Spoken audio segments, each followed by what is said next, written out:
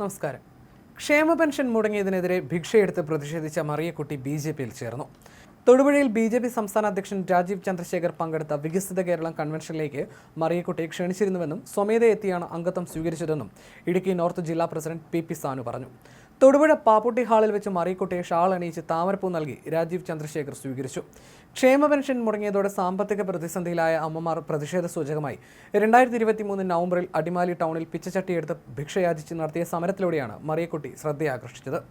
നേരത്തെ KPCC മറിയക്കുട്ടിക്ക് വീട് നിർമ്മിച്ച് നൽകിയിരുന്നു. ക്ഷേമ പെൻഷൻ മുടങ്ങിയതിനെ തുടർന്ന് മറിയക്കുട്ടി പരസ്യമായി ഭിക്ഷയെടുത്ത് പ്രതിഷേധിച്ചത് വലിയ വാർത്തയായിരുന്നു.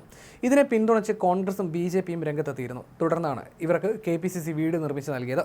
നാളിതുവരെയും ഒരു കോൺഗ്രസുകാരനും തന്റെ കാര്യങ്ങൾ അന്വേഷിച്ചിട്ടില്ല. വീട് വെച്ച് തന്നതുകൊണ്ട് മാത്രം ഉത്തരവാദിത്തമാകുന്നില്ല. KPCC അല്ല, ജനപ്രതിനിധികളാണ് തനിക്ക് വീട് നിർമ്മിച്ച് നൽകിയതെന്നും പ്രാദേശിക കോൺഗ്രസ് നേതാക്കൾ പോലും അവഗണിക്കുന്നുവെന്നും മറിയക്കുട്ടി പ്രതികരിച്ചു. CPM പ്രവർത്തകരുടെ ഭാഗത്തു നിന്ന് ഭീഷണിയുണ്ടായപ്പോൾ പോലും കോൺഗ്രസ് തിരിഞ്ഞു നോക്കിയില്ലെന്നും BJPയിൽ ആത്മാർത്ഥമായി പ്രവർത്തിക്കുമെന്നും മറിയക്കുട്ടി മാധ്യമങ്ങളോട് പറഞ്ഞു. തനിക്കൊപ്പം നിൽക്കാൻ ഒരുപാട് ആളുകളുണ്ടെന്നും മറിയക്കുട്ടി കൂട്ടിച്ചേർത്തു. പെൻഷൻ മുടങ്ങിയതിനെതിരെ മൺചട്ടിയും പ്ലക്കാർഡുകളുമായിട്ടായിരുന്നു അടിമാലി ടൗണിൽ മറിയക്കുട്ടി പ്രതിഷേധം നടത്തിയത്. ഇത് സമൂഹ മാധ്യമങ്ങളിൽ വൈറലായിരുന്നു. ക്ഷേമ പെൻഷൻ മുടങ്ങിയതിൽ സംസ്ഥാന സർക്കാരിനെതിരെ രൂക്ഷ വിമർശനവും മറിയക്കുട്ടി ഉന്നയിച്ചിരുന്നു.